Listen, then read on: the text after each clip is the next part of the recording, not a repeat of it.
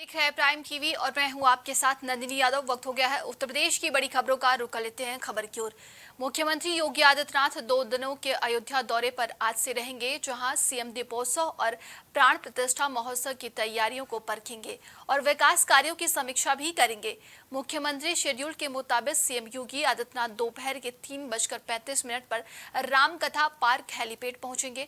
इसके बाद 3:45 पर हनुमानगढ़ी में हाजिरी भी लगाएंगे। वहीं 4 बजे राम जन्मभूमि पहुंचकर रामलला का दर्शन पूजन करेंगे, मंदिर निर्माण की प्रगति को देखेंगे। इसके बाद बताया जा रहा है कि आयुक्त सभागार में विकास कार्यों और कानून व्यवस्था की समीक्षा करेंगे।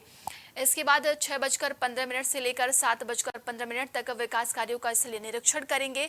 अगले दिन 22 अक्टूबर को सुबह 8 बजे बड़ी देवकाली मंदिर में पहुंचकर पूजा अर्चना करेंगे। इसके बाद सरयू अतिथि गृह में संतों के साथ जलपान और चर्चा भी करेंगे। वहीं पर बताया जा रहा है कि अंतर्राष्ट्रीय बस स्टॉप पर बसों को हरी झंडी दिखाएंगे।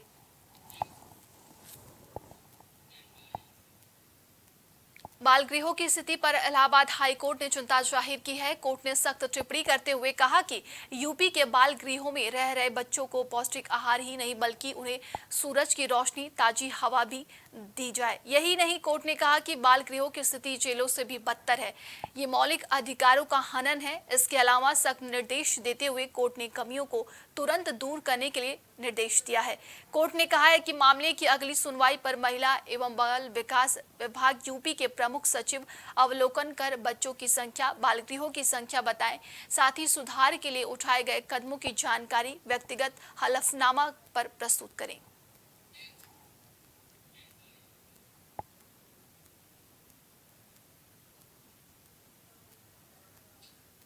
उत्तर प्रदेश के गाजियाबाद के एबीएस इंजीनियरिंग कॉलेज में कार्यक्रम के दौरान जय श्री राम का नारा लगाने के मामले ने तुल पकड़ लिया है। जहां इंडक्शन कार्यक्रम के दौरान मंच से जय श्री राम का नारा लगाने का मामला सामने आया, जिसके बाद नारा लगाने वाले छात्र को डायस से नीचे उतार दिया गया था। इस दौरान प्रोफेसर ने छात्र को जमकर फटकार लगाई, जिसका वीडियो सोशल मीडिया में तेजी से वायरल हो रहा है, जिसमें महिला प्रोफेसर छात्र को जय श्री राम बोलने पर डांट लगाती हुई नजर आ रही हैं। उस वीडियो में मैंने देखा है कि कुछ बच्चे और फैकल्टी के बीच में जो संवाद है उसको लेकर कुछ बातें चल रही हैं, जिसको लेकर एक इंक्वायरी कमेटी गठित की जा चुकी है। जैसे ही उस इंक्वायरी कमेटी का जो रिपोर्ट आएगा और उसके जो फाइंडिंग्स होंगे उसके बेस पे 100% एक्शन होगा। जहां तक रही बच्चों की बात, जय श्री राम बोलने पर आपत्ति जाहिर करना, छात्र को बाहर निकालना, उसके कार्रवाई करने की उसको धमकी देना, उसके बाद दोबारा से जब ये मामला हाईलाइट हुआ फिर कहा कि राम का कोई औचित्य नहीं है, ये बहुत शर्मनाक है और गाजियाबाद पुलिस को कह दिया गया कि कठोर कार्रवाई हो, एनएसए के तहत कार्रवाई हो। पूरे देश में इस बात को लेकर के उबाल है। इस तरह के प्रोफेसर को अविलंब निकालना चाहिए और उसको गिरफ्तार करना चाहिए। अगर कॉलेज मैनेजमेंट हुआ है उसमें ऐसा कुछ भी नहीं है और जो जय श्री राम का स्लोगन है उससे हमें और मेरे सहयोगी को या मेरे कॉलेज वालों को कोई भी परेशानी नहीं है, ना है ना कभी होगी। वो स्टूडेंट बहुत ज़्यादा आर्गुमेंट कर रहा था मेरे सहयोगी से और आर्गुमेंट करने की वजह से हम वहाँ गए और हमने यही बोला कि आपने बोला है और as a discipline and cultural coordinator होने के नाते और बोलने के बाद जिस तरीके से ममता गौतम का जो व्यवहार उस कॉलेज में जय श्री राम बोलने पर था वो कोई सोच नहीं सकता। और उसके बाद श्वेता शर्मा ने जिस तरीके से किया, मैं एबीएस कॉलेज के मैनेजमेंट से कहना चाहता हूं, ऐसी स्थिति अगर हमारे बच्चे जय श्री राम के नाम से नहीं चलेंगे, जय श्री राम जी के आचरण को लेकर के हमारे देश के युवा चलना चाहते हैं, वो एक संस्कारवान बनना चाहते हैं, लेकिन ये ममता गौतम और श्वेता शर्मा जो मैडम हैं, या तो उनको तत्काल प्रभाव से ये लोग जो है सस्पेंड करें, एबीएस कॉलेज मैनेजमेंट उनको सस्पेंड करे, अन्यथा मैं कल सुबह 12 बजे एबीएस कॉलेज के गेट पर जाकर के सुल्तानपुर में हलियापुर थाना क्षेत्र के उच्च प्राथमिक विद्यालय हलियापुर में प्रधानाध्यापिका ने बच्चे की निर्मम पिटाई की, जिसका वीडियो सोशल मीडिया में वायरल हो रहा है। बता दें कि मिड डे मील में कम बच्चों की उपस्थिति के बावजूद ज्यादा संख्या दिखाने की जांच पर खुद को फंसता देख प्रधानाध्यापिका ने बच्चे की पिटाई की और साथ ही पिटाई का विरोध करने और वीडियो बनाने पर अपने सहकर्मियों के चप्पल से भी पीटती हुई नजर आ रही है। वहीं वीडियो वायरल और में जांच में दोषी पाए जाने पर बीएसए दीपिका चतुर्वेदी ने प्रधानाध्यापिका को निलंबित कर दिया है। सोशल मीडिया पे अभी एक वीडियो वायरल कर रहा है हलियापुर का, क्या है पूरा मामला और आपकी तरफ से क्या कार्रवाई की गई? इसमें बीओ साहब के पास एक शिकायत आई थी कि हलियापुर की प्रधानाध्यापिका बच्चों की संख्या बढ़ा के एमडीएम में भर रही है, जिसकी जांच करने वो परसों गई थी। तो उनकी जांच में ये चीज़ें सत्य पाई नहीं थी। अभी इसकी नोटिस बन ही रही थी, उनकी रिपोर्ट हमारे पास कल आई थी। तब तक आज वहाँ पे मारपीट हुआ है, जो मुझे सोशल मीडिया के से पता चला। और शशि बाला मैडम जो वहाँ पे एक इंचार्ज हेड मास्टर है, उन्होंने अपने अनुदेशकों को चप्पल वगैरह से भी मारा। अनुदेशकों ने भी प्रतिक्रिया व्यक्त की, तो जिस पे कार्रवाई करते हुए बीओ की आँखियाँ मंगा ली गई हैं और उसके सस्पेंशन की कार्रवाई चल रही है। हरदोई में लोक जागरण अभियान के तहत हो रहे समाजवादी पार्टी के 2 दिवसीय प्रशिक्षण शिविर में राष्ट्रीय महासचिव शिवपाल सिंह यादव ने कहा कि जहां जहां समाजवादी पार्टी खड़ी हो जाती थी तो कोई अधिकारी समाजवादी पार्टी से नहीं बढ़ता था। साथ ही शिवपाल सिंह यादव ने बीजेपी पर जमकर निशाना भी साधा। नौजवानों वो नारे भी हमारे साथी देते थे, सड़कों पर जब निकलते थे नारे भी देते थे, तख्त बदल दो, ताज बदल दो, उन बेईमानों का राज बदल दो। तो बताइए अब इसलिए बताइए, सब भारतीय जनता पार्टी से अभी तक की सबसे बेईमान सरकार, सबसे भ्रष्ट सरकार कौन सी है? यही भारतीय जनता पार्टी। तो इसको बदलना पड़ेगा। अब समाजवादियों को बैठना नहीं है। लेकिन हम पूछना चाहते हैं, इन 7 साल में बताओ उत्तर प्रदेश में कहीं कोई विकास का काम हुआ?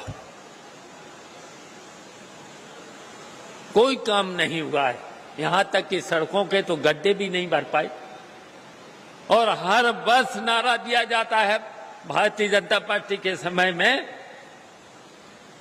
कि 3 महीने में गड्ढे भर जाएंगे, लेकिन गड्ढे भरते भरते इनको 7 साल होने जा रहे हैं और 7 साल में भी गड्ढे अभी तक भर नहीं पाए। देवरिया मामले को लेकर सियासी दौड़ अब शुरू हो गई है, जहां अलग अलग पार्टी के नेता देवरिया पहुंचकर घटनास्थल का जायजा ले रहे हैं। वहीं इटावा से आए सर्वजन सुखाय पार्टी के राष्ट्रीय अध्यक्ष शिव प्रसाद ने दोनों परिवारों से मिलकर शोक जताया। बता दें कि देवरिया के फतेहपुर में 2 अक्टूबर को 6 लोगों की निर्मम हत्या कर दी गई थी, जिसमें पूरा प्रदेश दहल गया था। वहीं पुलिस 21 लोगों को अब तक जेल भेज चुकी है।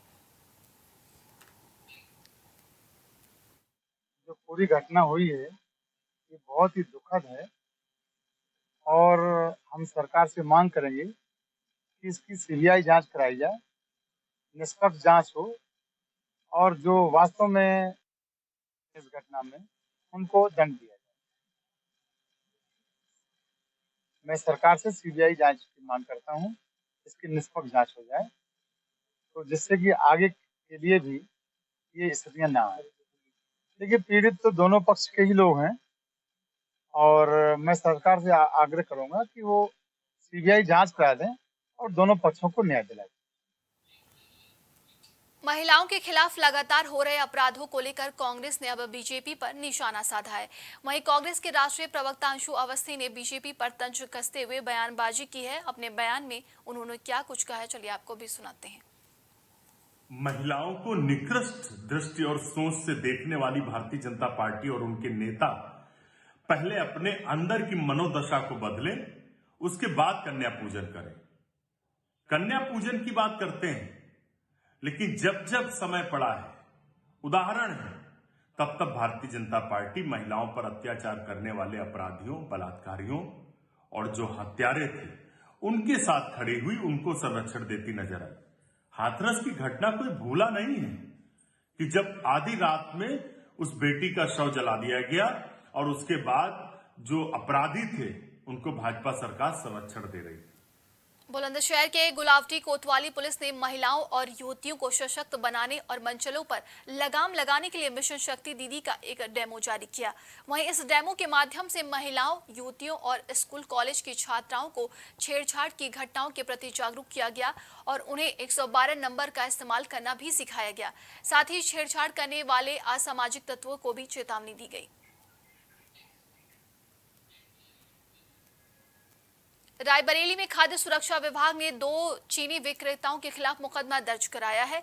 दरअसल इन चीनी विक्रेताओं ने बाजार से जो बोराबंद चीनी खरीदी थी उसके बोरे पर जानकारी आधी अधूरी छपी थी और अलग अलग क्वालिटी की चीनी में सुक्रोज की मात्रा अलग अलग होती है। इसी के आधार पर चीनी का रेट भी अलग अलग होता है, जिसका नमूना खाद्य सुरक्षा विभाग ने भरा तो नमूने पूरी तरीके से फेल हो गए, जिसके बाद खाद्य सुरक्षा विभाग ने लैब रिपोर्ट के आधार पर सुक्रोज की मात्रा का मामला न लेते हुए बोरों पर आधी अधूरी जानकारी के मामले में 2 चीनी विक्रेताओं समेत चीनी मिल पर मुकदमा दर्ज कराया है। बनाए गए हैं, लेकिन उसमें एक धारा ये भी है कि जो मानक होना चाहिए उस मानक के स्तर का ही खाद्य पदार्थ का निर्माण किया जाना चाहिए। चीनी के मामले में मिलावट का कोई इसमें संज्ञान नहीं आया है। हमारे 2 नमूने संग्रहित हुए थे 2 जगह से, उसमें सुक्रोज 99.5 से ऊपर होना चाहिए था, थोड़ा कम था। ये स्टेट लैब का रिपोर्ट था, तो उसके आधार पर उसको सब स्टैंडर्ड किया गया और बाकी पैकेज पर पैकेजिंग नियमों के अनुसार हर कंस्टिट्यूएंट जो उसका होना चाहिए वो छपा नहीं था, उसके आधार पर मिसब्रांडेड आया। पीलीभीत के पूरनपुर में अमरैया कला गांव के पश्चिम खेतों में कुछ ग्रामीणों ने दूर से बाघ देखे जाने की आशंका से ग्रामीणों में दहशत का माहौल बन गया, जिसके बाद रेस्क्यू टीम ने पहुंचकर ग्रामीणों को सतर्क रहने की सलाह दी। बताया जा रहा है कि कोतवाली पूरनपुर क्षेत्र के गांव अमरैया कला निवासी व्यक्ति ने एक खेत से दूसरे खेत में बाघ को गुजरते देखा, जिससे ग्रामीणों में दहशत का माहौल बन गया। इस मौके पर प्रधान सत्यपाल शर्मा, राजस्व निरीक्षक के शुक्ला, लेखपाल श्याम सिंह राणा, पुलिस सहित तमाम ग्रामीण मौजूद रहे। क्या मामला है? भैया मिलो हमें वो ठाणो रो भैया, हम घबराए गए, गिर गए, फिर पटकी हमारे खेल गई, हम बेहोश हुई है। कहाँ पे देखा सर आपने? हमने अपने गन्ना में देखा मेड़ पर। अच्छा, फिर आपने कोई सूचना दी वन विभाग की? हाँ, सूचना हमारे लड़कान दी, हमें तो होश आ रही। और अच्छा हाँ, तो टीम आई थी आप? हाँ टीम आई थी, उनने कुछ करा नहीं बताया है। यहाँ पूछताछ हमसे नहीं रही कुछ। अच्छा। हाँ, 100 नंबर वाले। रायबरेली में महानिदेशक के लाख आदेशों के बावजूद भी जिले के पुलिस के हौसले बुलंद हुए हैं।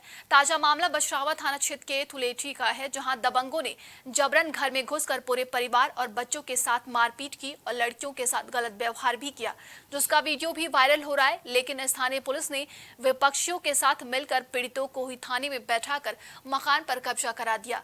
वहीं पीड़ित परिवार ने पुलिस अधीक्षक से न्याय की गुहार भी लगाई है।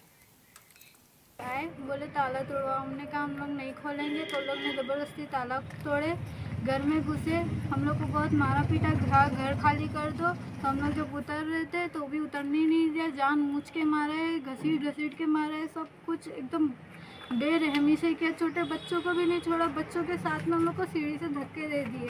घर में जितने हमारे प्रूफ थे, कागज़ वगैरह थे, कैश वगैरह थे, जेवर थे, वो सब भी लेके चले गए और बहुत बदतमीजी की है उन लोगों ने। थाने पे कोई शिकायत नहीं किया तुम लोगों ने? हम लोग थाना गए थे, वहाँ शिकायत भी की, लेकिन वहाँ हमारी किसी ने भी नहीं सुना। बुलवाया नहीं, गुंडे लोग को लेके आई जबरदस्ती। कौन लेके आया? वो साली और साले और सरहाज उनके लड़के। नाम बताओ। गजाला थी और मकसूद थे और राहिल था, और सब फकीर लोग सब जब मांगने वाले जो थे सबको लेके आके जबरदस्ती छीनी, हथौड़ी ला के सब तुड़वा के उसी से हम लोग को अंदर घुस के बाल पकड़ के घसीट के, धक्के मार के पैर घसीट के, बाल घसीट के हम लोग को लेके गए, सबको नीचे घसीट के घर के बाहर घसीट के निकलवाई। अब और ताला लगा दी और इसको हथौड़ी छीनी से मारी। तो क्या मकान उनमें बॉम्बे फ़ोन किया, बॉम्बे से हमारा परिवार आया, उनको प्रोटेक्ट करने के लिए, उनकी दवा दारू सब करने के लिए आया। उसके बाद अचानक उनको ब्रेन हेमरेज हो गया। उनकी 22 लाख की ज़मीन बिकी थी, साले वाले सब फ्रॉड करके पैसा ले गए, तो उनको उसी टेंशन में ब्रेन हेमरेज हो गया। तो हम लोग वही बछरावा मकान में रुके हुए थे कि उनका तीजा 10वां 40वां वगैरह सब निपटाएं, जो इस्लाम धर्म में होता है वो कर रहे थे। ये पुलिस को देके लगातार हम लोगों को धमकियां दिला रही थी। पुलिस रोज़ कह रहा था मकान खाली करके चले जाओ, मकान खाली करके चले जाओ, मकान खाली करके चले जाओ। और वो जो साले थे, साले के लड़का था और साले की बीबी थी, और तीनों की नीयत 20 साल से पहले से ही ख़राब थी। तो उन्होंने मार्कशीट आधार कार्ड में उसका नाम चोरी से डला रखा था, भाई की जगह वल्दियत में। तो वो पुलिस के जरिए पैसा खिला के, पैसे वाले लोग, पहुँच वाले लोग हैं, तो पैसा दे के लगातार हम लोग धमकियाँ देती थी। अभी शनिचर को हम लोगों को जेल भी भेज दिया था। 4 लोग हमारे परिवार के जेल चले गए थे। आप बुलाया, कहा कि तुम मियाँ बीबी आ जाओ, हमारी देखभाल करो, हमारे कोई है नहीं। और ये लड़का जो ये भी कुछ करता नहीं, हमको एक गिलास पानी भी नहीं देता हो, ये हमको बहुत टॉर्चर करता है, परेशान करता है। इसलिए तुम लोगों का आना बहुत ज़रूरी है, तुम लोग आ जाओ। बार बार फ़ोन किया, मैं 4 बार बम्बई से आया उनको देखने के लिए, 4 बार आया मैं। हमारे पास टिकट भी है और सब कुछ है। और उसके बाद मैं यहाँ जब इंतकाल हो गया, उसके पास ये डॉक्टर को लेके गया सरकारी अस्पताल में, और वहाँ पता नहीं कौन सी दवा दे दिया कि उसके बाद ही वो इंतकाल कर गए।